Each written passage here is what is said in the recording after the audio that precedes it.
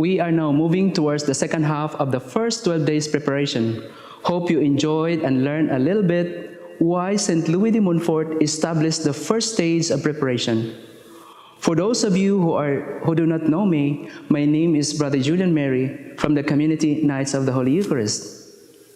For this seventh day, I would like to divide our presentation in two parts. Firstly, the grace and divine consolation unknown to people who are dominated by the spirit of the world, but refreshes the souls of those who follow and possess the Spirit of Christ. Secondly, understanding the nature of virtues, for there are a lot of virtues mentioned in our reading for today. So let's begin with the basic understanding of what the word virtue means. It is not our intention here to explore the whole theological definition of this word. We may mention the word virtue for the first time in our introduction, explaining its important connection to consecration to Our Lady. So, virtue is the habitual disposition of soul of doing good and avoiding evil. I learned from our study in spiritual theology that virtue is a habit acquired from the repetition of acts. Now, we must be very careful here of two very important points. First, the repetition of acts is the repetition of doing good. And secondly, the virtue or a habit of doing something good can only be called virtue if the purpose is good and directed towards good. Otherwise, it's not a virtue. For example, practicing a habitual kindness to a particular person is good if its intention is good. But if the purpose is to take advantage and to destroy that person, that is not a virtue. Virtue then is a habit of training the will, doing something worthwhile and avoiding the dangers of sin and its consequences.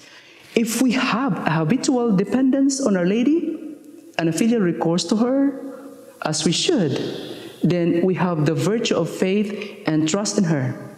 Now, moving attentively the reading for today, we will encounter a parade of virtues and how the saints advance and grow in their spiritual life. If we wish to renounce the spirit of the world, it is so important to aspire and cultivate virtues following the order that God established in our lives. The intelligence, enlightened by faith, must direct the will. And the will must be docile and obedient to the reasoning enlightened by faith. Now the problem is the will often rebels the reasoning enlightened by faith and does not listen even to the voice of formed and informed conscience. St. Paul noticed this when he exclaimed in his letter to the Romans. And he says, "There is a war that exists within me.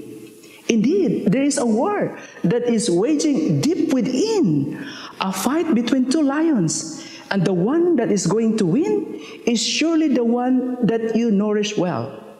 With the grace of God and with His divine consolation, we will win. The grace of God is absolutely necessary, for it is a kind of divine inspiration or influence that will truly set up in motion to renounce the spirit of the world, beginning in our mind and our will and our senses. For the role of grace is to enlighten the intelligence, to strengthen the will, and to temper the senses. While divine consolation provides new spiritual energies to move on and also fortifies our faith, we must be accustomed to the beauty of the grace and divine consolation by renouncing the spirit of the world. For this spirit truly diverts and obscures our mind, the possession of heavenly things.